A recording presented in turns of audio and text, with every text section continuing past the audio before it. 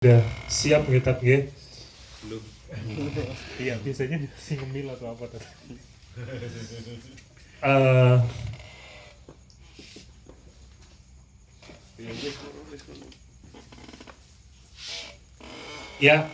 Mungkin kita beri kesempatan dulu untuk mungkin ada teman-teman yang pengen menyampaikan sesuatu di sini. Mas. Iya. Selamat datang Pak Sinten Pak? Sucipto Birowo. Pak Sucipto Birowo saking pundi Pak? Dari Kuring. Dari Puring. Oh ya, ini kayak saya baru pertama kali melihat Kalau Pak Sucipto yang Birowo. baru pertama ini cuma di kajian yang IPS. Oh ya, alhamdulillah. Ya nanti insya Allah kita ada kajian IBF lagi nanti Pak. Bisa ketemu lagi. Baik, terima kasih. Untuk selanjutnya adalah diskusi bersama Ustadz Nasrullah. Waktu dan tempat kami persilahkan.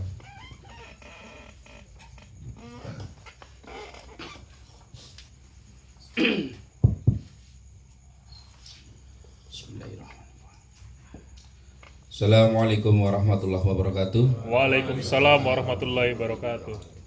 Bismillahirrahmanirrahim.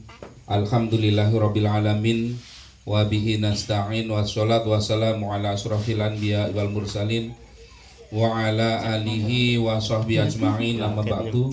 Allahumma shalli ala sayyidina Muhammad wa ala ali sayyidina Muhammad. Alhamdulillah, pada kesempatan malam hari ini kita kembali diberikan oleh Allah Subhanahu wa taala kesehatan, kesempatan, keselamatan sehingga kita dapat bermuajahah di malam Kamis ini dalam rangka kita berdiskusi, khususnya adalah tentang tema pada malam hari ini, yaitu tentang ujian dan cara menyikapinya. Alhamdulillah, Allah Subhanahu wa taala berfirman di dalam surat Al-Ankabut ayat 2. Ayyuhasiban nasu ayyutraku ayyakulu amanna wa hum la yuftanun. Hasiban nasu ayyutraku amanna. Apakah manusia itu mengira dibiarkan begitu saja oleh Allah Subhanahu wa taala, dia mengatakan saya beriman. Nah, kan ini kita semua itu pasti kalau ditanya apakah kita beriman, ngakunya beriman toh? Iya. Kita semua ngakunya beriman. Wahum la yuftanun, padahal Allah Subhanahu wa taala pasti akan menguji apakah dia itu benar-benar beriman atau tidak. Nah, sementara yang namanya ujian dari Allah Subhanahu wa taala ini bentuknya ada dua macam.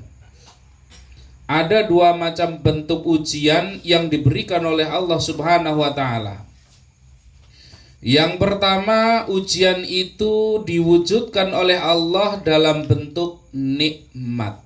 Dalam bentuk apa? Nikmat. Yang kedua, Allah memberikan ujian dalam bentuk penderitaan. Bentuknya apa? Penderitaan. Ini kalau umumnya kita itu menganggap kalau ujian itu ya kalau menderita. Nah, itu baru ujian ini. Padahal nikmat maupun penderitaan itu dua-duanya merupakan ujian.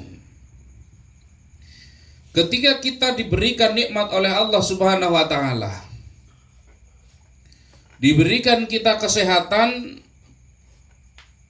lalu sepanjang kita diberikan kesehatan itu, apakah kesehatan yang kita miliki ini banyak digunakan untuk beribadah ataukah justru banyak lalai kita di dalam menjalankan kewajiban?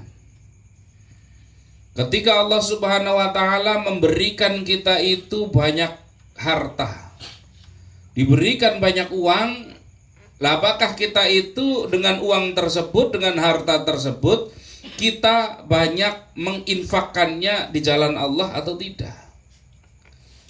Karena seringkali ini kalau sudah bentuk dari ujian itu adalah kenikmatan, ini sangat melalaikan ini. Sangat melalaikan. Orang diberikan jabatan yang tinggi, maka ini ujian yang sangat berat supaya dia itu mampukah dia terhindar dari kesombongan. Ini kan repot sekali ini kalau misalkan ada orang itu diberikan jabatan tinggi, diberikan ketampanan, kemudian diberikan lagi harta yang banyak. Kira-kira ini berat nggak untuk tidak sombong? Ini kira-kira berat apa tidak ini? Berat ini. Beratnya luar biasa. Padahal Allah Subhanahu wa taala menyampaikan yang namanya sombong itu selendangku gitu.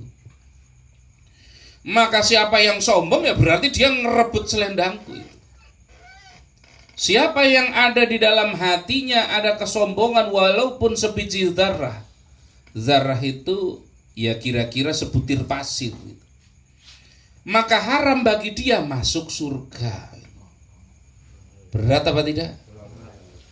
Ada kesombongan sebutir pasir, maka diharamkan bagi dia masuk surga. Kalau cuma urusannya disuruh masuk neraka, ada peluang masuk surga. Lah kalau surga diharamkan buat orang yang sombong, lah ini kita tempatnya di mana kalau nggak neraka ini? Ini. Jadi berat sekali ini. Ujiannya orang sehat, berpangkat, tampan, berpendidikan, berilmu, kaya raya, beratnya luar biasa. Bisa jadi salah satunya muncul yang namanya penyakit hati, bentuknya apa? Sombong. Wah, ini repot ini. Ternyata berat. Ini. Ternyata berat ini. Coba kalau ada orang sudah tampan tidak, kaya tidak, pinter tidak. Nah ini kira-kira kan mau sombong juga mikir-mikir yang mau disombongkan itu apanya itu. Ini.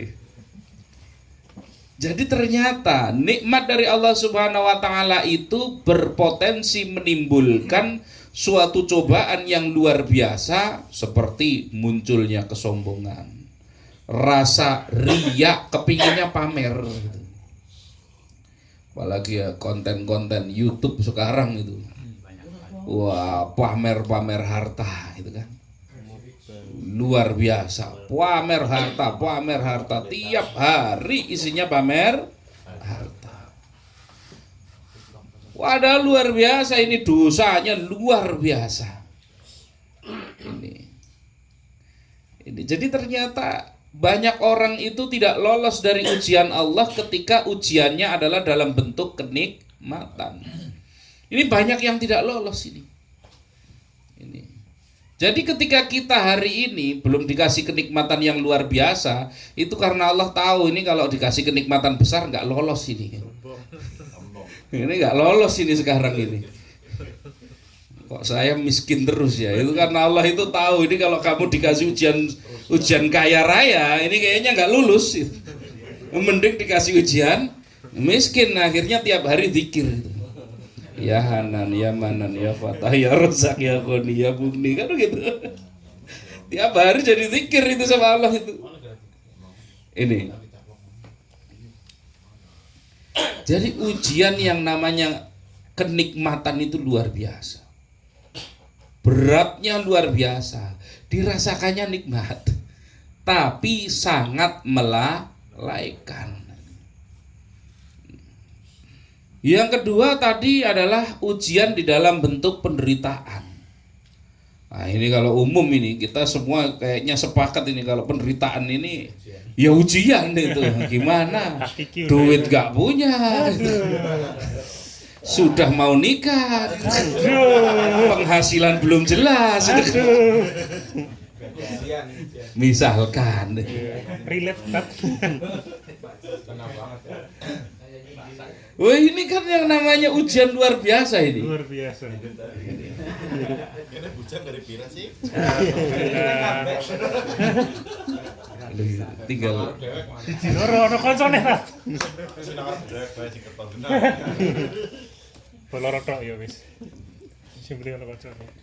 kita dikasih ujian usaha, sudah berbagai macam cara tiba-tiba dibangkrutkan oleh Allah. Ini tiba-tiba kebutuhan banyak sekali, ada yang sakit dan lain sebagainya, habis hartanya ada. Ini banyak sekali setiap manusia itu. Maka ketika manusia ini diberikan ujian oleh Allah, bagaimana? Pusing tidak? Ya pusing. Capek tidak? Capek. Tapi pusingnya, capeknya, ketika itu disadari bahwa ini adalah ujian dari Allah Subhanahu wa taala, kemudian dia bersabar, dia diberikan oleh Allah Subhanahu wa taala itu pahala. Ini. Walaman sabara wa ghafara inna dzalika lamin azmil umur.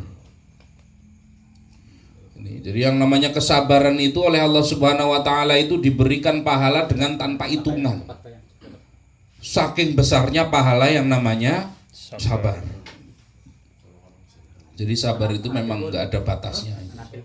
Kalau ada yang bilang sabar itu, ya sabar kan ada batasnya, berarti enggak sabar.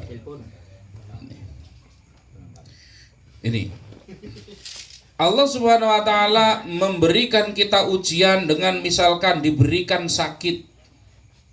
Diberikan Allah Subhanahu wa taala, Allah memberikan kita itu dengan ujian kesulitan harta.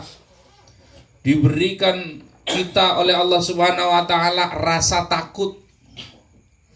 Duh, nanti jam 10 debt collector datang ini biasanya ini. Nah, jam 10 debt collector datang kan ya takut itu. Mau ngomong apa ini belum pegang duit itu kan. Ini diberikan rasa takut, diberikan rasa khawatir, diberikan rasa susah. Tetapi seringkali hal ini justru menjadikan orang tersebut mendapatkan hidayah, justru orang tersebut malah kembali kepada Allah. Dikasih nikmat malah nggak kembali, giliran dikasih penderitaan oleh Allah malah kembali kepada Allah. Ketemu dengan kiai, gimana ini kiai, saya pusing, usaha saya itu nggak sukses-sukses. Kamu amalkan ya tiap malam baca Waqiah. Lu yang tadinya nggak pernah baca Quran jadi baca Quran. Kamu sholat jamaahnya itu yang rajin ya, jadi rajin sholat jamaah. Kamu duhanya itu harus dilaksanakan. Jadi dikasih nasihat gampang itu. Dikasih nasihat gampang. Ada yang seperti itu. Dikasih nasihat malah jadi gampang. Giliran kaya dikasih nasihat susah. Saya nggak sholat aja kaya kok. Ini. Tapi ada juga sudah sengsara, menderita, kasih nasihat ngamuk. Nah, itu ya ada juga itu. Karena sesombong-sombongnya orang itu adalah dia itu yang menolak kebenaran dan meremehkan orang lain. Jadi sombong itu, definisi sombong di dalam syariat Islam itu adalah dia itu yang menolak kebenaran dan meremehkan orang lain. Nah, itu sombong. Dikasih tahu syariat Islam yang benar. Dikasih tahu, nih kamu itu harus perbaiki sholatnya. Kamu harus perbaiki yang namanya zikirnya, baca Qur'annya, baca sholawatnya, diperbanyak, istighfarnya diperbanyak, tobatnya diperbanyak. Kok menolak? Maka itu namanya sombong. Sombong terhadap apa? Sombong terhadap Allah Subhanahu wa taala. Allah yang perintah kok diabaikan. Nah, ini namanya sombong. Ini. Jadi hati-hati.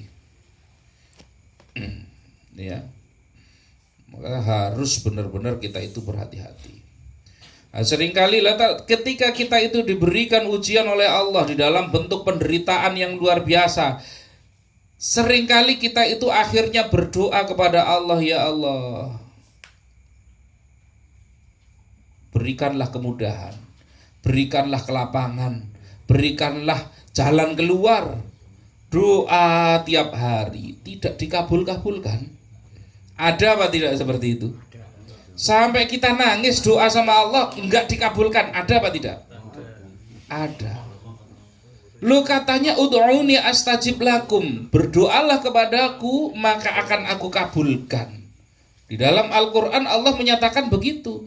Ud'uni astajib lakum, doa kepadaku pasti aku kabulkan. Lah ini kok enggak dikabul-kabulkan? Kenapa seringkali orang yang sedang menderita luar biasa, dia itu riyadhah, doanya banyak, puasa dilakoni, zikir dilakukan, tobat bersedia, sholat dijaga, doa sama Allah nggak dikabul-kabulkan. Salah satu sebabnya Rasulullah SAW menjelaskan, seringkali bukan Allah tidak mau mengabulkan, tapi karena Allah sedang senang mendengarkan doa dari hamba tersebut dan kepingin lama-lama mendengar doanya supaya nanti akan dianugerahkan yang jauh lebih luar biasa. Jadi coba kalau tiba-tiba doa langsung dikabulkan, besok sudah nggak sholat lagi gitu. Ngomong baru sholat seminggu, doa seminggu, tiba-tiba sudah kepingin semuanya dikabulkan lagi, riyadhahnya seminggu. Sudah begitu mintanya. Allah seringkali itu senang melihat perubahan hidup kita setelah diberikan ujian. Lalu yang gak pernah duha tiba-tiba duha, yang gak pernah sodakoh tiba-tiba sering sodakoh istiqomah, yang kita itu setiap hari yang tadinya sholat jamaah itu jarang-jarang tiba-tiba kita jadi lebih sering, yang tadinya gak pernah baca Quran tiba-tiba tiap hari walaupun berapa ayat baca Quran. Allah itu senang ngelihatnya.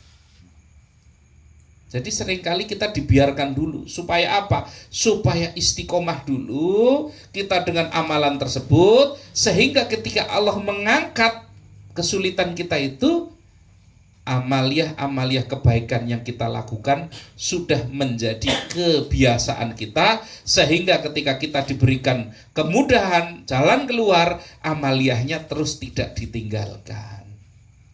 Nah, baru seminggu mintanya langsung diangkat oleh Allah semuanya itu. Ini. Jadi sabar. Ya, tetap bersabar. Karena pasti dikabulkan oleh Allah. Kapan Allah itu mengangkat masalah tersebut dari seorang hamba? Yaitu ketika seorang hamba tersebut totalitas pasrah kepada Allah Subhanahu wa ta'ala, maka pasti di saat itulah Allah langsung angkat itu. Jadi kalau masih gerutu, masih susah, masih stres, masih apa, itu masih lama berarti. Masih lama. Tapi kalau sudah mampu benar-benar kita itu mampu untuk menerima cobaan tersebut, ikhlas, ya sudah. Saya terima ya Allah. Kemampuan yang mampu saya lakukan seperti ini. Nanti mau bagaimana terserah Allah, dan itu kita di titik yang benar-benar maksimal. Artinya di dalam keimanan kita itu titik kita itu mentok maksimal. Disitulah Allah angkat. Ini Allah angkat kesulitan kita. Ini jadi seringkali begitu. Jadi kalau kok nggak diangkat-angkat karena kita tidak segera memapankan hati kita itu. Istilahnya supaya kita itu segera mengkondisikan hati kita untuk segera ikhlas, segera pasrah, segera bersabar kepada Allah. Seringkali sebabnya itu. Makanya kalau masih saja lari sana, lari sini, pergi ke orang pintar sana, pergi ke sini, itu masih lama itu selesainya itu. Masih lama. Tapi kalau sudah mampu ya sudah.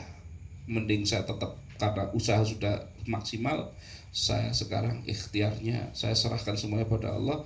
Udah sekarang saya fokus mendekatkan diri pada Allah. Terima apapun konsekuensinya. Justru Allah angkat itu kesulitannya. Ini seringkali seperti itu, Pak. Ini. Jadi memang yang namanya berarti kita itu sudah berhasil itu. Sudah berhasil. Jadi kalau masih pontang-panting, ya memang ketika kita itu menyampaikan seperti ini, kalau kita lagi gak problem itu gampang. Tapi sesuatu itu ketika menimpa diri kita sendiri itu luar biasa berat itu. Jadi setiap orang mau sealim apapun ketika diberikan ujian oleh Allah itu hadis itu bisa hilang semua itu. Ya. Contoh, pernah ketika wafatnya Rasulullah Shallallahu Alaihi Wasallam. Ketika wafatnya Rasulullah Shallallahu Alaihi Wasallam itu yang namanya Sayyidina Umar bin Khattab itu marahnya luar biasa itu kepada orang yang mengatakan Rasulullah wafat. Maka dia cabut pedang kemana-mana, saking sedihnya itu. Cabut pedang kemana-mana, siapa saja yang berani mengatakan Rasulullah wafat, tak penggal kepalanya sekarang itu. Wah, itu orang takut semua itu. Saking nggak bisa nerimanya Rasulullah itu wafat. Jadi cobaannya berat. Ini. Jadi apa Umar bin Khattab nggak ngerti tentang hadis tentang kesabaran? Ngerti apa tidak? Ngerti. Makanya diingatkan oleh Abu Bakar As-Siddiq. Diingatkan itu. Nah, inilah pentingnya. Jadi mau setinggi apapun ilmu, kalau sedang yang mengalami ujiannya itu beratnya luar biasa. Butuh orang lain untuk mengingatkan itu. Butuh orang lain untuk mengingatkan. Jangankan kiai, jangankan ulama, ini sahabat Nabi saja begitu. Masih harus diingatkan itu. Nggak bisa terima itu. Umar bin Khattab cabut pedang. Berani mengatakan Rasulullah meninggal, penggal kepalanya. Saking nggak siapnya dengan kepergian dari Rasulullah Sallallahu Alaihi Wasallam. Tapi diingatkan kemudian oleh Abu Bakar As-Siddiq radhiyallahu an, baru kemudian beliau itu akhirnya bisa reda. Bukan karena Umar nggak tahu dalilnya, tahu semua. Karena memang ketika orang sedang diberikan cobaan, berat rasanya itu. Ada orang ke rumah saya konsultasi berat, Pak, begini. Saya dengan mudahnya bisa ngasih nasihat itu. Nanti giliran saya yang kena itu. Kadang-kadang saya mikir, ini yang mau ngasih nasihat saya siapa ini kan. Mas Ali paling gitu. Sabar. Karena ketika sedang kita itu diberikan ujian, memang beratnya luar biasa. Dirasakan berat, itu bisa tiba-tiba dalil hilang semua itu. Ngeblank semua itu. Ini luar biasa berat yang namanya ujian itu. Maka oleh Allah Subhanahu wa taala kita diberikan pahala yang sampai tanpa hitungan bagi orang-orang yang mau bersabar ketika diberikan ujian oleh Allah Subhanahu wa taala. Diberikan ujian bersabar, maka Allah berikan pahala. Bahkan kita diperintahkan supaya kita ketika kehilangan sesuatu itu mengucapkan innalillahi wa inna ilaihi rajiun dengan kesabaran, dengan keikhlasan, maka kita akan diberikan oleh Allah ganti yang lebih baik. Ganti yang lebih baik. Ini musibah apapun, nggak apa-apa, ucapkan innalillahi wa inna ilaihi rajiun.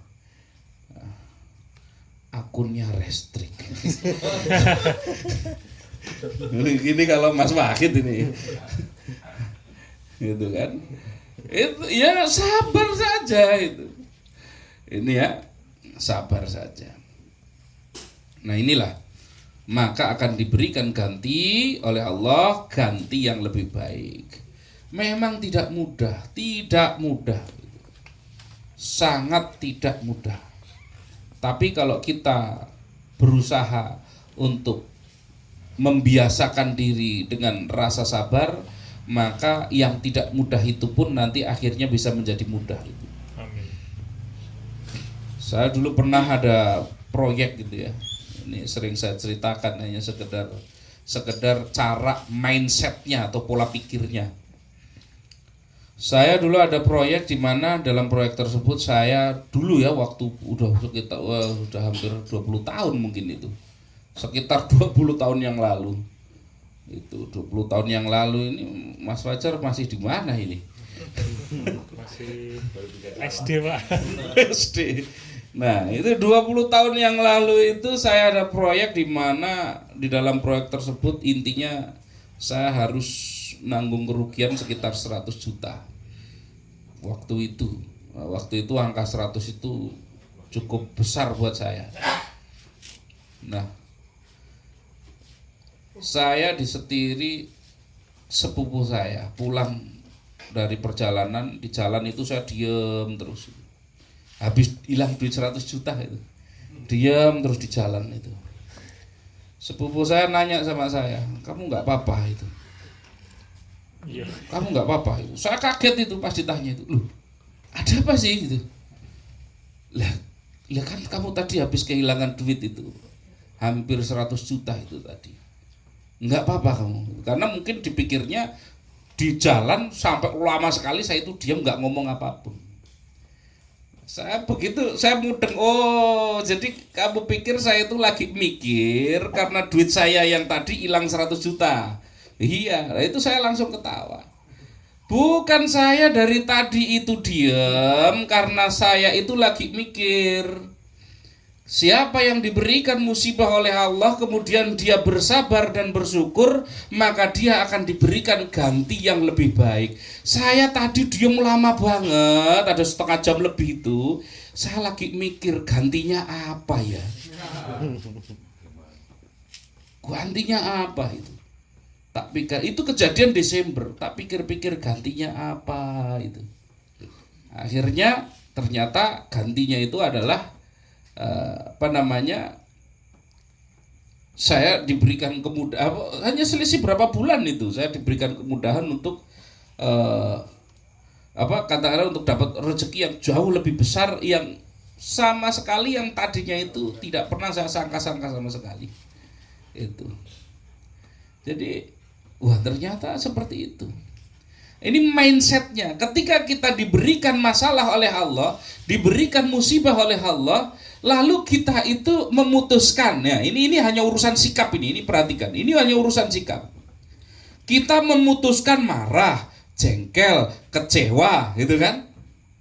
Maka mendapat apa yang kita dapatkan? Yang kita dapatkan adalah kehilangan barang tersebut dan kehilangan dosa tersebut dan mendapatkan dosa. Ini yang kita dapatkan ini. Tapi dengan kita bersikap ikhlas, sabar, syukur, kita ini hanya urusan sikap toh. Tapi Allah akan berikan kita ganti yang lebih bagus, pahala yang lebih besar. Nah, ini urusan sikap ini. Kira-kira nanti kalau kehilangan sesuatu, lebih memilih kita itu marah, jengkel, kecewa, apa sabar, ikhlas dan bersyukur? Beneran apa enggak ini? Pengennya sabar. Apa saya doakan biar nanti pulang itu mengalami?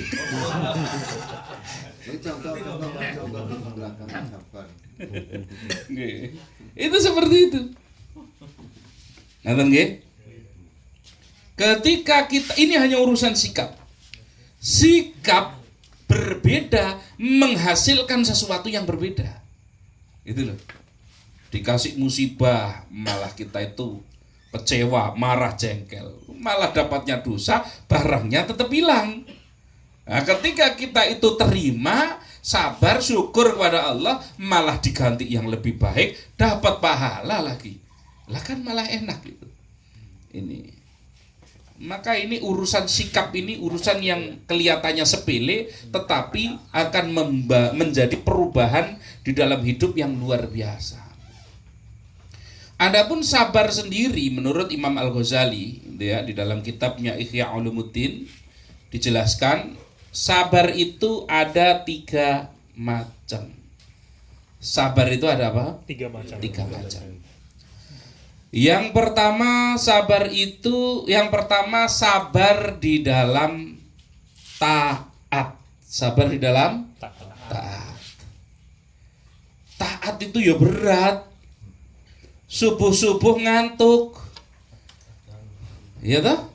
Subuh-subuh ngantuk, apalagi harus ke masjid, lah kan lebih enak tidur.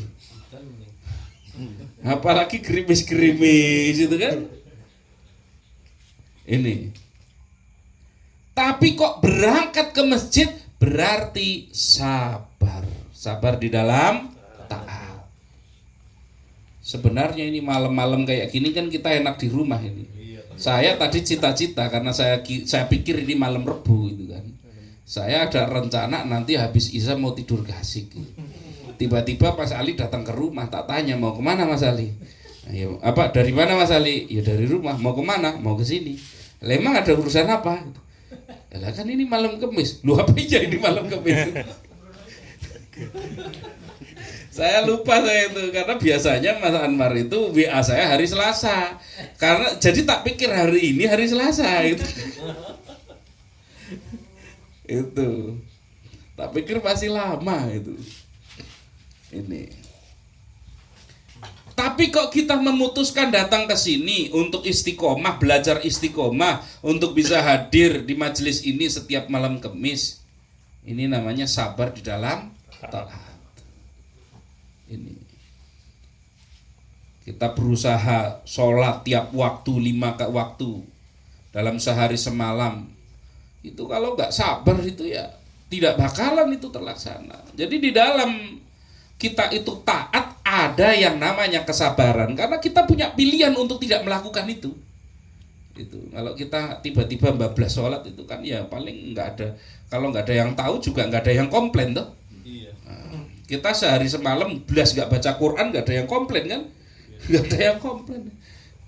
Itu kita seminggu full nggak pernah sedekah nggak ada yang komplain, nggak ada yang komplain. Tapi kok tetap kita melakukan sholat, tetap kita itu baca Quran, tetap kita itu bersedekah. Nah berarti ini namanya sabar di dalam taat.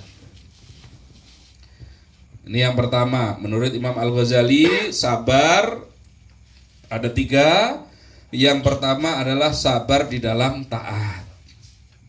Yang kedua sabar di dalam menghindari maksiat. Sabar di dalam menghindari maksiat. Maksiat itu banyak kesempatannya ini. Banyak kita itu punya kesempatan itu bermaksiat, apalagi katanya kalau belum kedep itu katanya belum dosa. Tiba-tiba lihat perempuan cantik kita liatin terus, mumpung belum kedep. Nah, itu. Ini. Ada begitu banyak potensi kita itu untuk mendapatkan sesuatu yang haram itu. Tapi kok kita nggak ambil, lah berarti disitulah kita itu termasuk golongan yang sabar dari maksiat. Mas Fajar ini ada pembagian duit. Duit apa yang kemarin lah itu ada proyek ini, bagi-bagilah buat sama-sama bareng-bareng. Rezeki nggak jelas seperti itu, kok ditolak ini? Itu berarti namanya sabar dari kemaksiatan. Ini sabar dari maksiat. Berat, sama beratnya ini. Berat. Itu. Yang ketiga adalah sabar dari musibah. Sabar dari apa? Musibah. Nah, ketika kita diberikan oleh Allah Subhanahu wa taala musibah, kemudian kita bersabar. Sabar ada 3. Yang pertama sabar dari sabar dalam menjalankan ketaatan, sabar di dalam meninggalkan atau menghindari kemaksiatan. Yang ketiga sabar di dalam kita menerima musibah. Nah, ini itu ya. Nah, jadi seringkali ini adalah hal yang setiap hari terjadi kepada kita. Setiap hari kita mengalami, setiap orang pasti punya masalahnya masing-masing. Nggak ada orang yang nggak punya masalah gitu. Itu nggak ada orang yang nggak punya masalah, itu nggak ada. Semua itu kalau ditanya itu punya masalah. Dan seringkali orang itu merasa masalahnya adalah yang paling berat dibandingkan orang lain. Kalau Mas Adi ditanya, mesti masalahnya paling berat. Nah, giliran Mas Anwar yang ditanya, masalah saya lebih berat itu. Itu. Semua akan begitu. Kenapa? Karena memang itulah kekuatan, batas kekuatan yang diberikan oleh Allah, sehingga setiap orang diberikan masalah, diberikan problem, diberikan musibah, diberikan cobaan sesuai dengan kemampuannya.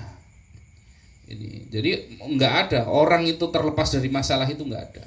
Maka kita itu berdoa meminta kepada Allah supaya Allah itu tadi memberikan kita solusi, memberikan kita kekuatan, memberikan kita itu kemampuan gitu ya, untuk menyelesaikan masalah kita. Kalau selesai masalah itu ya, kalau satu selesai nanti muncul lagi masalah baru lagi. Mas Fajar umur berapa sekarang Mas? 30. Nah, 30, ketemu orang, udah nikah belum? Wah, pusing itu. Besok sudah nikah, tanya itu. Sudah punya anak belum? Gitu. Nah, akhirnya punya anak perempuan. Kok belum ada laki-lakinya? Loh, ini mau selesai kapan gitu? Nggak ada selesainya itu. Tidak pernah ada yang namanya selesai. Akan selalu ada. Ini akan selalu ada yang namanya masalah di dalam kehidupan kita. Maka kita memang harus senantiasa belajar supaya kita menjadi pribadi yang sabar terhadap berbagai macam hal persoalan di dalam hidup itu.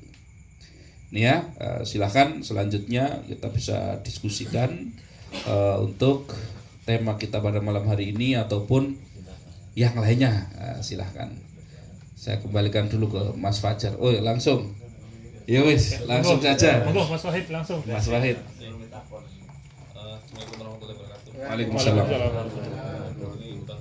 Dulu saya pernah mendengar kajian bahwasanya jangan minta kesabaran gitu, jangan berdoa minta sabar, karena kalau minta sabar nanti dikasih banyak ujian gitu. Apa seperti itu? Kemudian karena setiap orang punya masalah ya Pak. Ya. Bagaimana cara kita menyikapi supaya itu tidak seperti masalah gitu.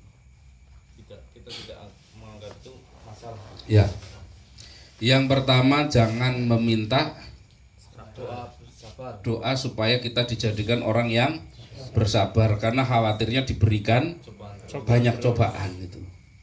Jadi begini, kita seringkali itu ketika melihat ini sekaligus saya jawab dua-duanya ini dalam satu jawaban ini, karena ini terkait. Ini hanya urusan cara pandang. Kita itu yang pertama tadi sudah saya sampaikan bahwa yang namanya manusia itu tidak akan pernah luput lepas dari masalah. Setiap waktu itu akan senantiasa.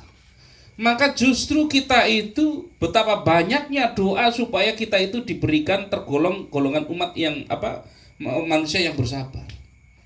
Nabi Ayub pun berdoa supaya menjadi golongan orang yang bersabar itu. Ini. Lu nanti diberikan cobaan yang banyak. Justru Allah Subhanahu wa taala kalau memberikan ujian kepada seorang hamba itu untuk menunjukkan apakah dia memang benar-benar golongan beriman. Untuk apa? Apakah cuman Allah kepingin tahu dia iman apa tidak? Bukan, karena Allah kepingin menaikkan derajatnya. Maka golongan para rasul, golongan para nabi, mereka manusia yang paling banyak cobaannya. Saking banyaknya cobaannya. Ini. Tapi mereka hanya minta supaya menjadi orang yang bersabar. Ini. Maka kalau kita itu takut diberikan ujian oleh Allah, loh sudah ayatnya. Di dalam surat Al-Ankabut itu, apa kamu kira kamu itu nggak bakalan nggak diuji? Padahal kamu mengatakan saya beriman itu. Itu loh. Nah, maka di dalam kita itu memandang ujian itu yang pertama, cara pandangnya ujian itu sebenarnya adalah kenikmatan dari Allah. Nah ini. Ujian itu sebenarnya kenikmatan dari Allah loh. Walaupun bentuknya penderitaan itu. Dikasih lapar, dikasih nggak punya duit, stres, bingung, pontang-panting sana sini, tapi kok diberikan ujian seperti itu sabar. Maka dikasih pahala oleh Allah. Pahala nikmat apa bukan? Nikmat. Maka dan pahala yang tidak ada hitungannya itu sabar. Pahala yang luar biasa besarnya itu pahala itu sabar, karena nggak ada hitungannya. Kita sholat misalkan berjamaah di masjid itu ya, kita berjamaah. Oh, pahalanya berapa? 27 derajat. Kita bersedekah kepada orang, oh balasannya 10 kali lipat yang semisal. Ada hitungannya?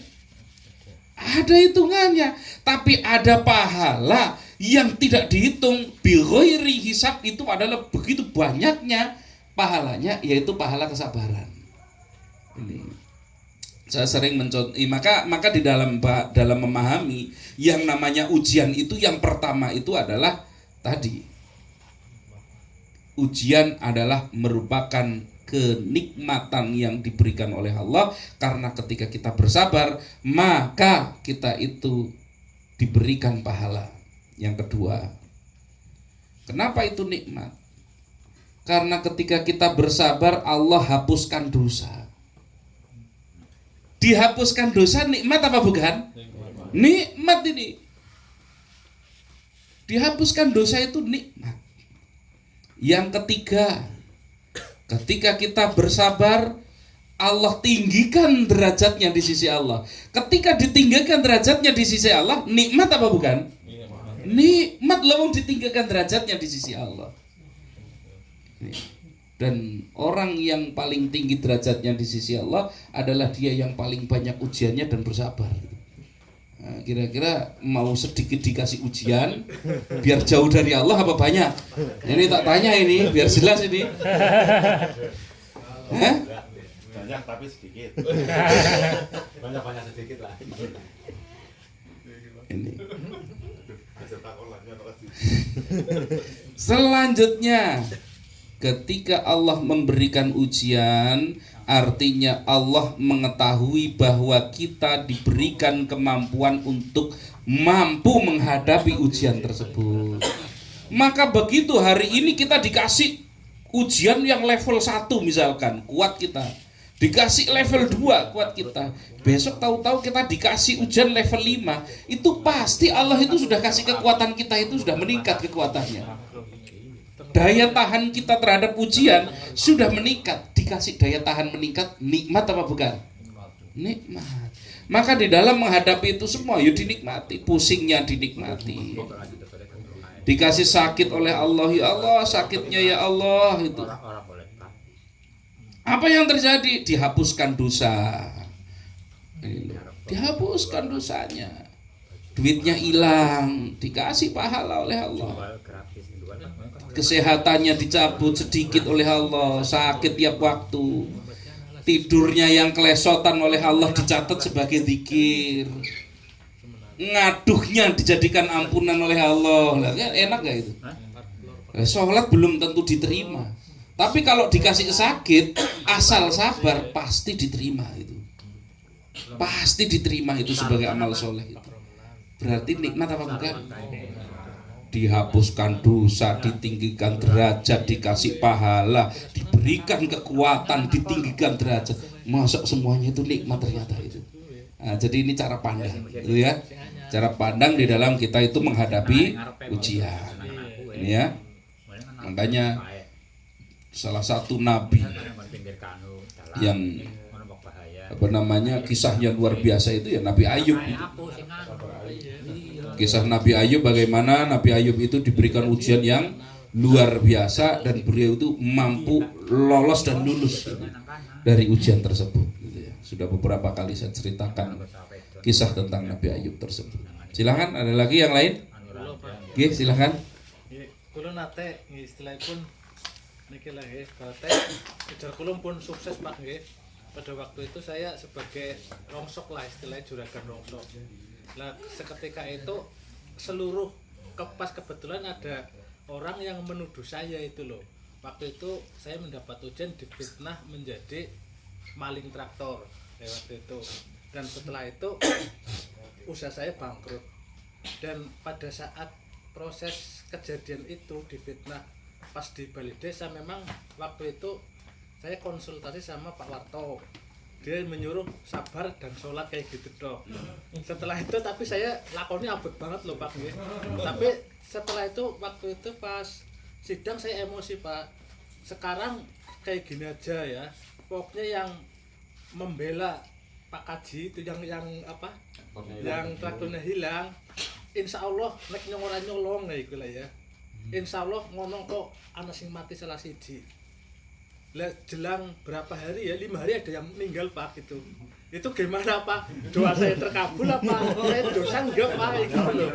Sampai sekarang itu masih terngiang di saya oke pakai meninggal ya gitu. Setelah itu Pak lho Pak.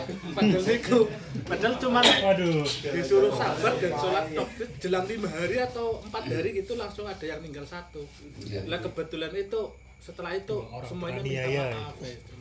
Dari pihak desa, dari pihak itu minta maaf semua. Gara-gara mati gitu. Dan saya tanyakan apakah saya dosa Pak? Dosa orang dua orang Ya. teraniaya. Yang pertama saya mau cerita dulu di suatu ketika Nabi Sulaiman itu. Ini cerita ya. Nabi Sulaiman itu sedang bersama pembantu-pembantunya. Nah, bersama dengan pembantu-pembantunya datang seseorang itu datang menghadap Nabi Sulaiman. Karena Nabi Sulaiman itu kan ya rasul, ya raja kan begitu. Begitu menghadap Nabi Sulaiman itu kok orang yang di sampingnya Nabi Sulaiman itu melotot luar biasa itu, menakutkan sekali melototnya itu ke orang tersebut itu. Sampai akhirnya orang itu pergi. Orang itu pergi, kemudian yang melotot itu pergi, melotot pergi. Akhirnya orang ini bilang sama Nabi Sulaiman. Apa yang dikatakan? Ya Nabi, ya Rasul, itu kok tadi di samping Anda itu kok ada orang melotot ke saya, ngeri sekali itu. Ngeri sekali itu melototnya itu. Maka dijelaskan oleh Nabi Sulaiman, oh itu ya pantas kalau dia itu mengerikan. Kenapa? Dia itu malaikat maut itu. Malaikat maut, iya itu. Wah ini berarti mau nyabut saya ini. Wah sudah mending saya begini. Tolong saya didoakan supaya saya itu dikirim ke suatu daerah yang jauh. Yang saya itu biar biar nggak ketemu orang ini tadi. Biar ketemu malaikat ini. Karena Nabi Sulaiman punya mujizat, salah satunya adalah menguasai angin. Maka orang ini dikirim dengan angin itu ke suatu negeri yang jauhnya luar biasa. Itu. Setelah agak lama itu, itu pagi-pagi itu. Begitu sudah siang, itu malaikat maut datang lagi ke Nabi Sulaiman itu. Ketemu dengan Nabi Sulaiman. Dari mana saya mau tanya itu. Nabi Sulaiman mau bertanya kepada malaikat maut ini. Saya mau nanya. Itu kenapa kamu tadi pagi kok melotot lihat orang itu, lihat tamu saya itu yang menghadap saya itu? Kata malaikat maut, gimana saya nggak melotot? Itu. Gimana saya nggak melotot? Ini saya itu dapat perintah dari Allah suruh nyabut orang ini di negeri yang jauh. Lah kok orangnya jam segini masih di situ gitu. Ya saya melotot itu. Lah terus ini kamu tadi dari mana? Lah ternyata orangnya sudah sampai, tak cabut di sana tadi. Jadi yang namanya mati ini memang sudah oleh Allah SWT itu, bukan karena doa seseorang atau apa itu. Memang waktunya itu. Kebenaran gitu. Memang waktunya itu. Jadi makanya malaikat mau melotot ini jam segini kok masih di sini, padahal nanti saya harus dicabut di negeri yang jauh loh, kok masih di sini gitu. Kalau di logika dia suruh jalan ke sana nggak mungkin nyampe itu kan. Nah, kok ya minta doa sama Nabi Sulaiman supaya dikirim ke negeri yang jauh. Gitu.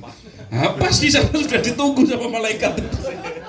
Langsung cabut nyawanya gitu. Jadi seperti itu.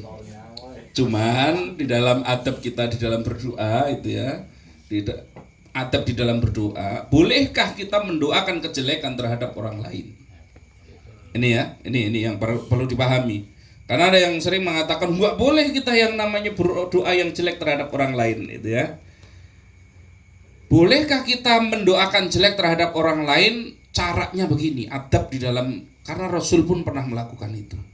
mendoakan jelek gitu terhadap orang-orang kafir itu pernah.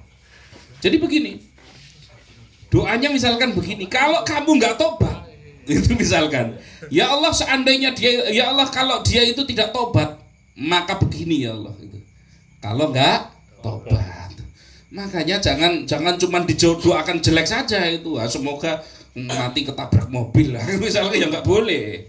Nah, tapi kalau dia itu nggak tidak bertobat kepada Allah, wah, celaka keluarga, celaka dirinya. Misalkan begitu, boleh nggak? Boleh. Itu, tapi harus ada keterlibatan Allah di dalamnya itu tadi. Ada doa kebaikan sebenarnya di dalamnya. Itu ya, kan ada persyaratannya kalau tidak tobat itu. Nah, padahal kalau nggak tobat ya nggak usah didoakan juga dia itu pasti akan menemui kejelekan itu. Itu sudah pasti. Itu ya. Ini jadi ya mati itu bukan karena doa kita itu ya enggak itu ya. Ini ada lagi, silahkan yang lain ya. Di dalam surat Al-Baqarah ayat terakhir, la yukallifullahu nafsan illa wus'aha. Jadi Apa artinya itu? Mas Fajar bingung ini. Allah tidak akan membebani umatnya di luar batas kemampuannya. Ya. Tapi pada kenyataannya kita banyak menjumpai orang stres bahkan bunuh diri Ya. karena saking beratnya beban hidup. Ya. Penjelasannya tadi. Ya. Allah itu tidak memberikan yang namanya cobaan itu melampaui batas kemampuan orang tersebut. Ini. Di dalam hal ini berarti setiap cobaan itu sebenarnya pasti Allah itu sambil, makanya ada ayatnya kan inna ma'al usri yusra, kan itu. Bersama dengan yang namanya kesulitan, bersama ini. Gitu ya. Itu pasti ada kemudahan itu. Cuman seringkali tadi kenapa ada orang seperti itu? Karena Allah itu memberikan syarat. Makanya tadi di awal saya sampaikan, kapankah ujian itu diangkat oleh Allah? Ketika dia itu totalitas sabar kepada Allah. Itu bukan nggak dikasih kekuatan, orangnya nggak mau sabar. Sebenarnya kalau sabar dia kuat, tapi dia memutuskan untuk tidak sabar itu. Jadi sebenarnya kalau dihadapi kuat. Bahkan itu tadi ketika totalitas itu kita misalkan tadi ya, kita diberikan, katakanlah hari ini kita diberikan cobaan yang berkali-kali lipat lebih berat. Itu pun Allah sebenarnya sambil memberikan kita kekuatan berkali lipat lebih kuat lagi dari sebelumnya. Cuman sabar atau tidak itu pilihan. Ini mereka yang akhirnya stres itu kan, bunuh diri dan lain sebagainya, itu mereka tergolong orang yang tidak sabar, bukan tidak kuat. Sebenarnya diberikan kekuatan tapi tidak sabar. Ini paham ya? Ini jadi bukan karena nggak kuat, karena tidak sabar. Itu saja. Ada lagi, silakan. Biasanya Mas Bob ini.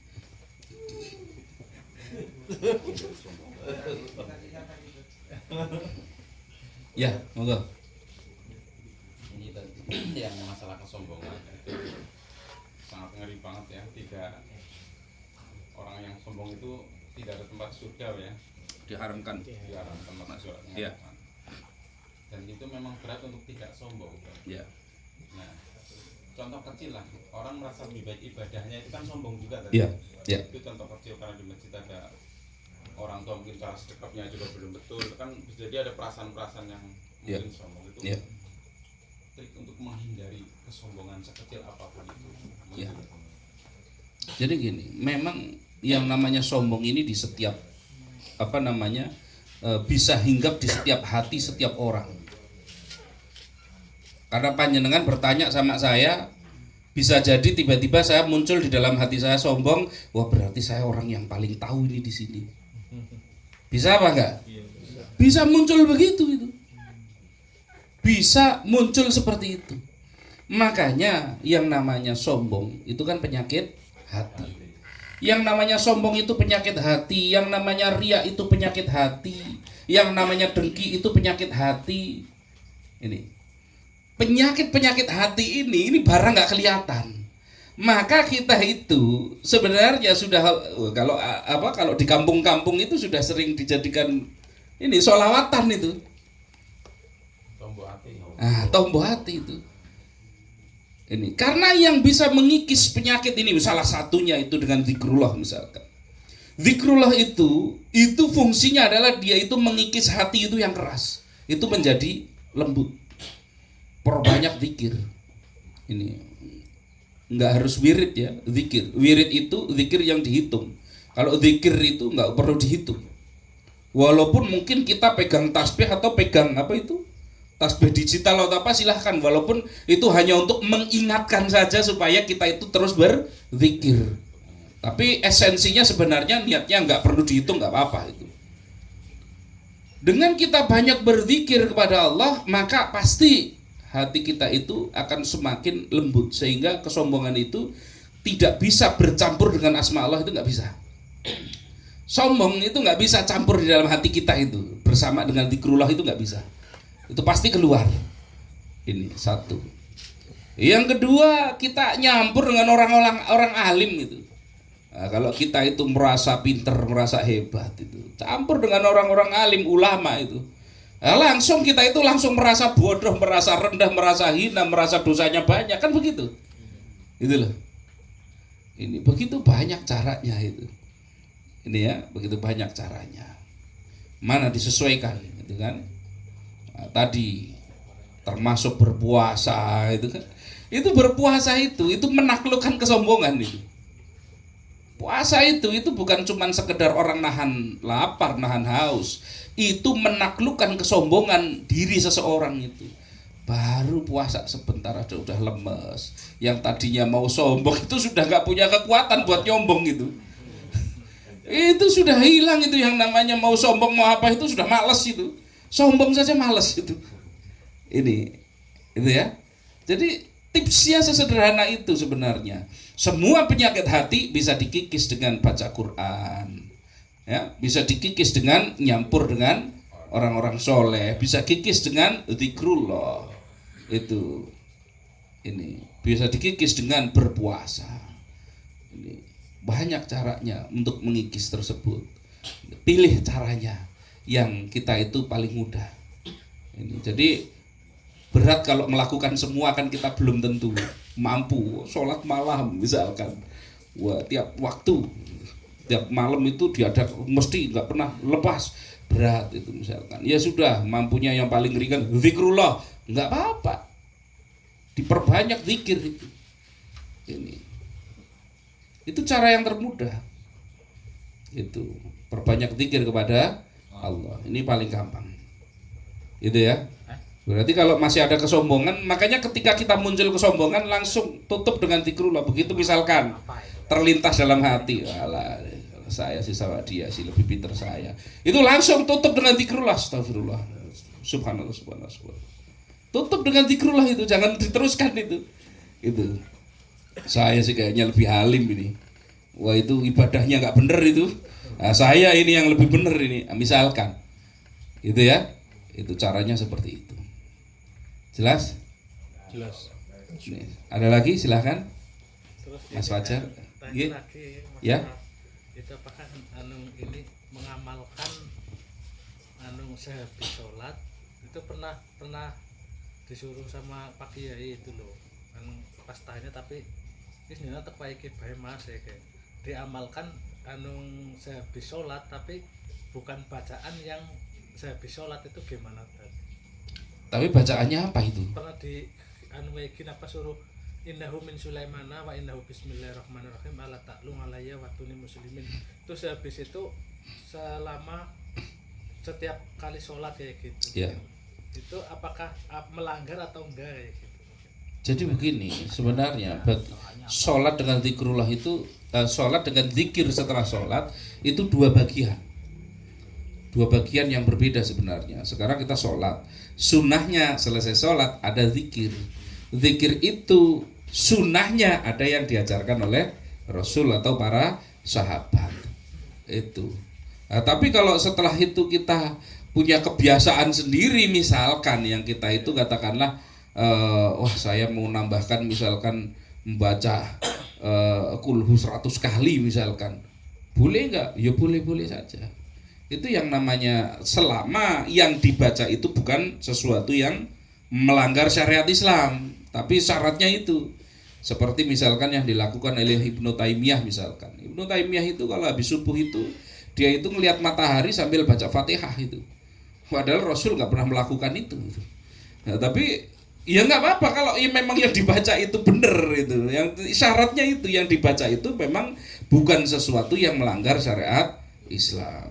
Nah, cuman kalau apa namanya, makanya tadi kalau zikrullah memang kalimat-kalimatnya itu sudah banyak yang populer sebenarnya ya, sudah banyak yang populer. Kalau ya seperti itu biasanya yang diajarkan oleh mungkin kiai-kiai tertentu itu ya sebagai amalan biar ya mendapatkan sesuatu, mungkin seperti itu gitu ya. Nah, mungkin seperti itu. Maka hal yang seperti itu saya nggak paham. Karena tadi syaratnya yang jelas, syaratnya adalah selama yang dibaca itu bukan sesuatu yang melanggar syarat Islam, maka itu nggak ada masalah. Itu. Ada lagi? Mas Fajar, silakan. Boleh. Mau tanya Tat, yang mungkin menyambung yang tadi ya, kan kadang ketika kita dikasih ujian, terus ada misalkan ustadz atau kiai itu bilang, kamu amalkan ini gitu kan. Nah, sampai sekarang tuh saya masih kurang percaya, mungkin itu bacaan Al-Quran, tapi saya takut aku malah jangan-jangan malah mengimani kata-kata orang itu untuk melakukan ini. Itu gimana Tat? Apakah tetap saya amalkan? Cuma sampai sekarang saya masih belum percaya, bukan belum percaya dengan Al-Qurannya, tapi karena orang itu bilang ini pakai ini gitu kan, ayat ini untuk diamalkan. Yang kedua itu ketika kita dikasih ujian kan tadi syaratnya sabar, karena di dalam ujian itu pasti ada jalan keluar. Nah ya sekedar cerita aja tadi, mungkin sama ketika dikasih ujian mungkin kita udah mencoba sabar, cuma kadang ada aja kayak tekanan dari luar kayak gini, kamu kayak gini wah itu malah saya udah mencoba sabar tapi tekanan dari luar tuh kayak tambah, jadi kita nggak sabar gitu loh Tat. Itu gimana Tat? Apakah saya mengurung diri kah atau gimana Tat gitu Tat? Ya. Yang pertama tadi apa? Ya, diberikan amalan itu dari dari Quran atau dari apa ini? Dari Al-Quran. Dari Quran. Jadi begini, seperti yang sudah saya sampaikan dulu, yang namanya ikhlas itu ada 3 golongan, 3 tingkatan. Ya, tingkatan yang pertama dari ikhlas adalah dia itu mengamalkan sesuatu karena dia menginginkan ridho dari Allah. Ini tingkatan tertinggi dari ikhlas. Enggak kepingin apa-apa, cuman mau ridhonya Allah. Tok, selesai. Nah, tingkatan ikhlas yang berikutnya, yang lebih rendah, yaitu dia mengamalkan sesuatu karena dia takut masuk neraka, kepingin masuk surga. Ini tingkatan yang berikutnya. Dan tingkatan yang terakhir masih ikhlas golongannya, cuman ini yang paling rendah, mengamalkan sesuatu untuk mendapatkan dunia.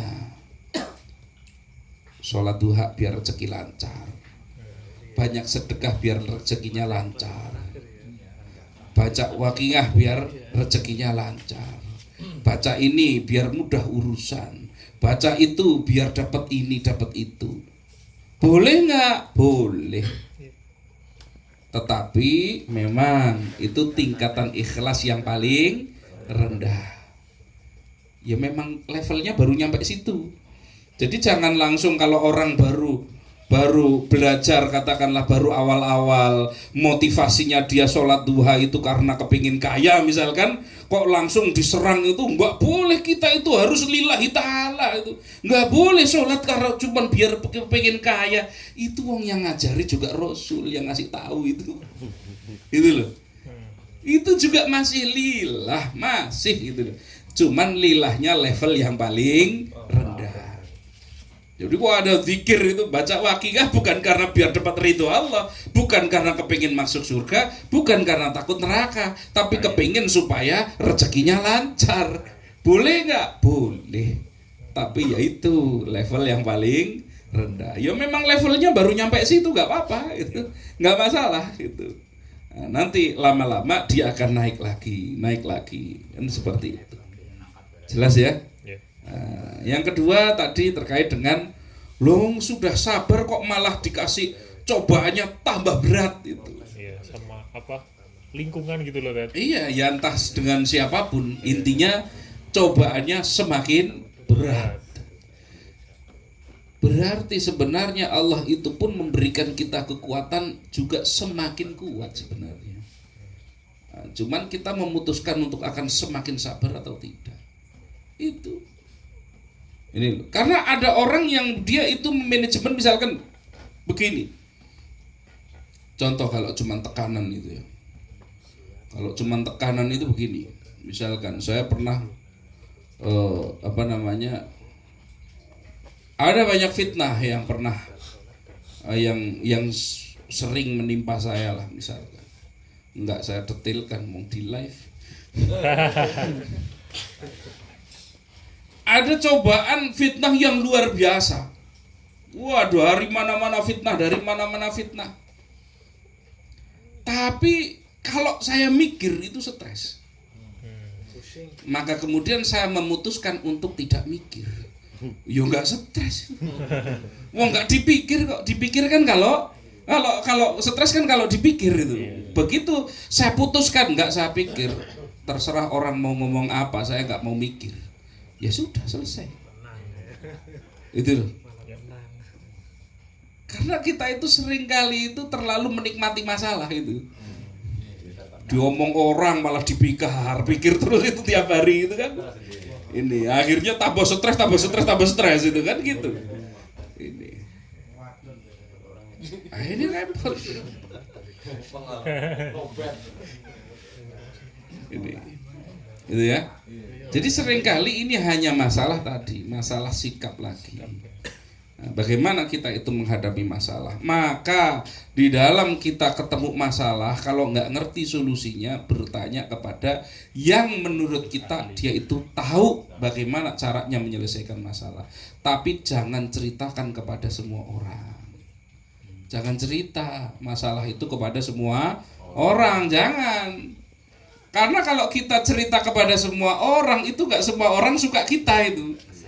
Ada orang itu kalau lihat kita susah dia seneng. Kalau kita seneng dia susah. SMS ya. Senang. Itu loh.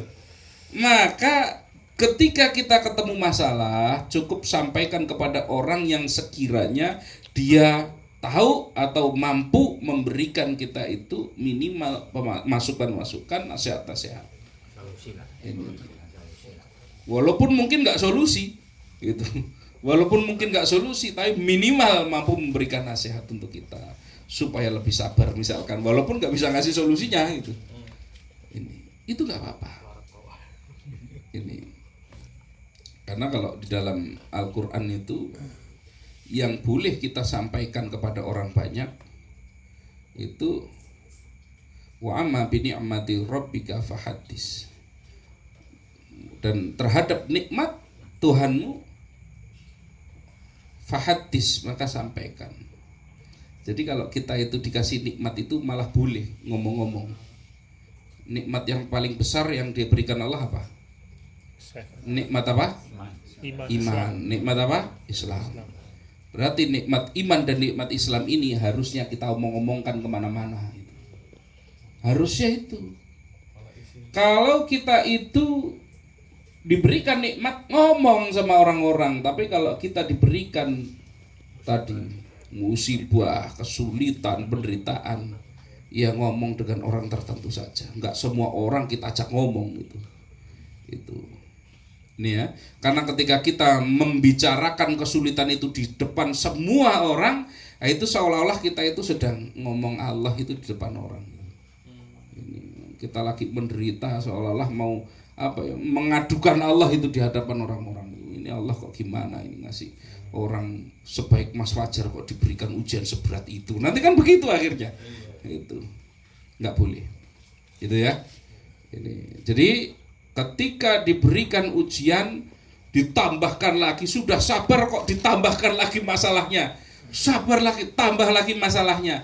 Itu sekaligus diberikan tambahan oleh Allah kekuatan dan sekaligus sebenarnya solusi. Kan tadi sudah saya sampaikan, seringkali Allah itu nggak langsung mengabulkan. Itu supaya lebih kenceng lagi riadohnya itu, lebih kenceng lagi ibadahnya, lebih kenceng lagi zikirnya, lebih kenceng lagi sholawatnya, gitu loh. Seringkali begitu itu. Berarti kurang ini. Nah, kalau Mas Fajar kan malah wah ini nggak boleh ini dibaca gitu, malah tidak baca apa-apa itu. Boleh bikin sendiri juga boleh itu. Ada orang nanya, biar masalah kita cepat selesai apa? Ya bilang aja, kamu baca kulhu 10 kali, boleh nggak? Ya boleh, nggak apa-apa. Berarti jangan menghindar ya tadi. Apanya? Apa namanya? Jangan menghindar, maksudnya kan karena di lingkungan sekarang banyak tekanan. Saya keluar kota aja lah. Kayak gitu. Ya, kayak gitu ya Ted ya. Gini, di dalam problem menghadapi suatu masalah itu kan orang itu punya pilihan. Kalau memang dia itu sama sekali tidak mampu untuk menyelesaikan persoalan di situ, pergi itu lebih bagus. Itu contoh Rasulullah lakukan hijrah dari Mekah ke Madinah. Itu hijrah itu namanya. Itu hijrah dari satu tempat ke tempat yang lain yang lebih bagus itu.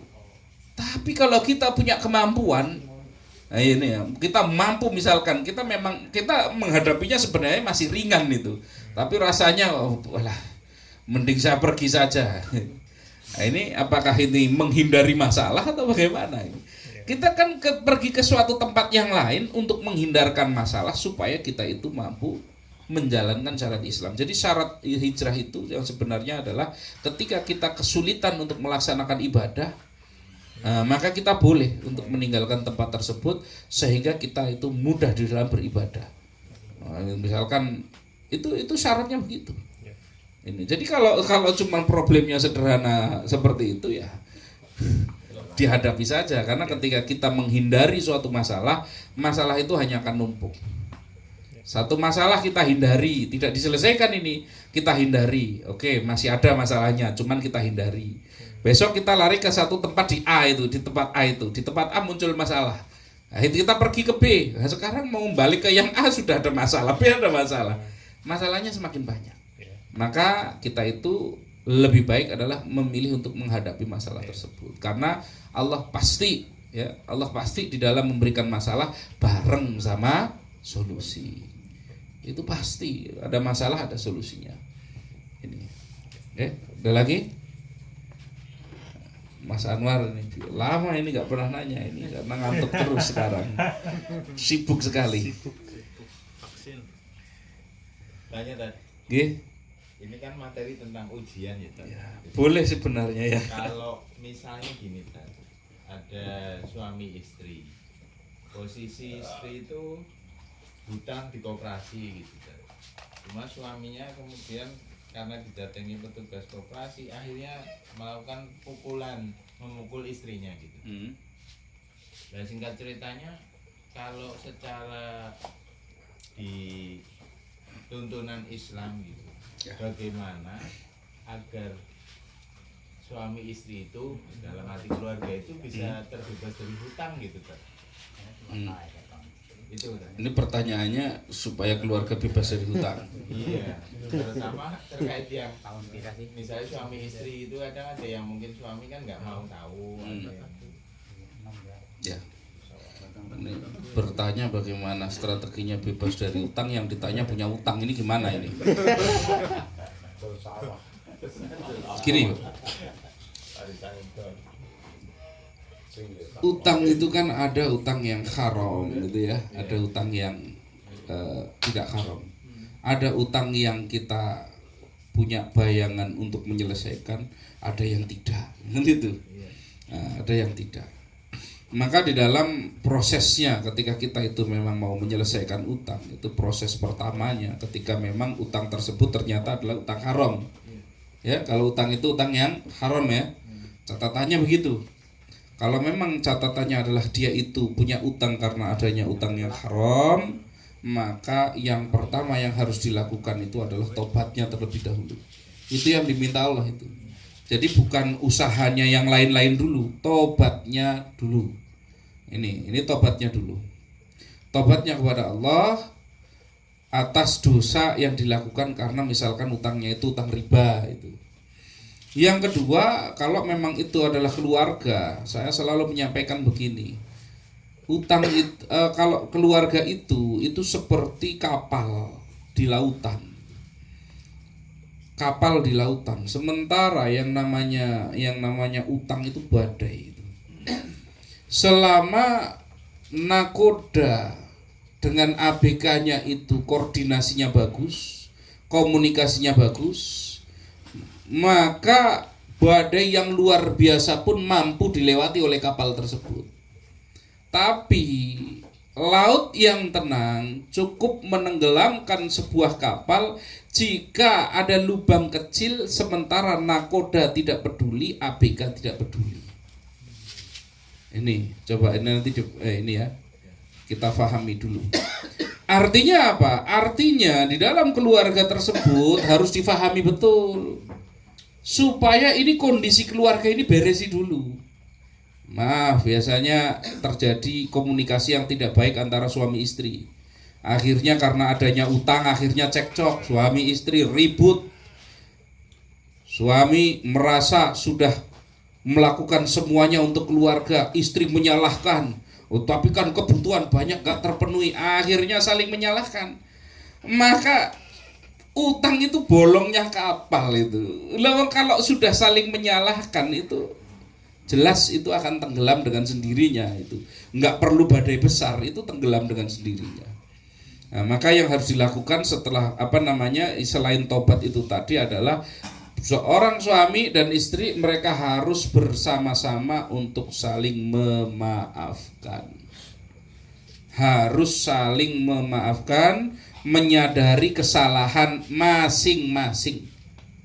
Masing-masing harus menyadari kesalahannya. Yang suami menyadari kesalahannya. Itu. Ya iya sih, saya tinggal keluar rumah, yang ngadepi debt collector istri di rumah dimarahin orang tiap hari gitu. Akhirnya pusing gitu kan itu.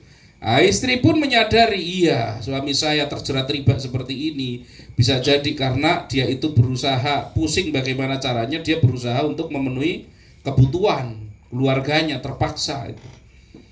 Maka hal yang seperti ini harus disadari antara suami dan istri. Kemudian setelah menyadari itu saling memaafkan. Kalau sudah saling memaafkan, langkah selanjutnya adalah berkomitmen bersama. Komitmen bersama tadi komunikasinya diperbaiki, siap berjuang bareng, menghadapi bersama-sama. Itu syaratnya. Ini baru nanti setelah sudah tobat, perbaiki komunikasi suami istri, baru kemudian riyadhah bareng-bareng. Suami keluarga itu riyadhah bareng. Tadi bisa duha bareng, bisa sedekah bareng, bisa sholat jamaah bareng sama-sama. Yuk rame-rame ke masjid lah kita bareng-bareng. Bisa puasa Senin Kamis bareng-bareng. Silahkan mau pilih yang mana, sukanya yang mana. Yang penting setelah tobat itu pembersihan. Selanjutnya kalau sudah dibersihkan, dihias itu dengan amal soleh. Ini amal solehnya milih silahkan itu yang sudah populer saja, nggak usah yang susah-susah itu seperti itu. Nah, setelah itu semua, jadi solusinya Allah dulu semua itu. Baru nanti ketika hatinya sudah tenang, keluarganya rukun, walaupun utangnya belum, utangnya masih utuh ini. Tapi di dalam menghadapi sudah siap, maka baru di situ upaya-upaya teknis seperti Oh, kita fokus dulu bangun usaha, fokus dulu menambah penghasilan, fokus dulu melakukan negosiasi dan seterusnya. Baru seperti itu. Jadi langkah awal ini harus diselesaikan terlebih dahulu. Kalau nggak diselesaikan nggak bisa selesai. Itu jelas nggih? Ada lagi? Tambahnya kalau misalnya dari pihak istri itu udah mencoba itu semua gitu kan, ternyata suaminya membuka pintunya malah ya udah semua urusannya kamu semua gitu, kalau kamu mau ngajuin ya ajuin gitu kan, itu gimana kan? Ajuin apa? Cerai gitu. Ya. Jadi ya itu nggak, kalau makanya tadi kan saya sampaikan. Kalau orang yang sudah posisi seperti itu butuh pihak ketiga. Itu butuh pihak ketiga yang bisa memberikan masukan. Ini jadi nggak bisa orang itu memutuskan sendiri. Misalkan ya tadi suami punya pendapat A, istri punya pendapat B. Kalau yang seperti ini maka hadirkan pihak ketiga. Yang pihak ketiga ini bisa diterima oleh suami dan si istri tersebut untuk memberikan nasihat ataupun tadi untuk menyampaikan harus bagaimananya itu. Jelas ya? Jadi jangan langsung memutuskan sendiri, ya sudah saya kalau begitu saya ajukan gitu ya, enggak begitu.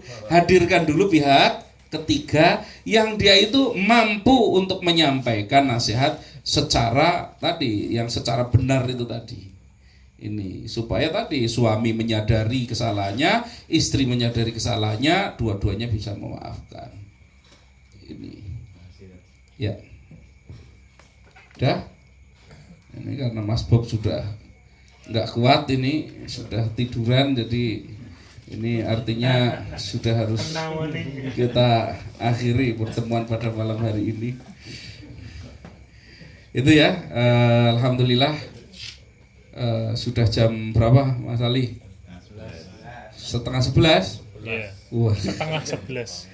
Alhamdulillah diskusi kita pada malam hari ini semoga ada manfaatnya untuk kita semua. Semoga kita digolongkan sebagai golongan orang-orang yang bersabar. Amin. Di dalam kita itu menghadapi ujian dari Allah Subhanahu wa taala, baik ujian dalam bentuk kenikmatan ataupun penderitaan. Amin. Wabillahi taufiq wal hidayah. Assalamualaikum warahmatullahi wabarakatuh. Waalaikumsalam warahmatullahi wabarakatuh. Alhamdulillahirrabbilalamin. Terima kasih kepada Ustadz Nasrullah Al-Jufri atas ilmu yang telah disampaikan kepada kita semua. Baik, sebelum kita menutup diskusi pada malam hari ini, marilah kita bersama-sama mengucapkan bacaan hamdalah dan doa kafaratul majlis. Alhamdulillahirabbil alamin. Subhanakallahumma wa bihamdika asyhadu an la ilaha illa anta astaghfiruka wa atubu ilaik. Alhamdulillah. Terima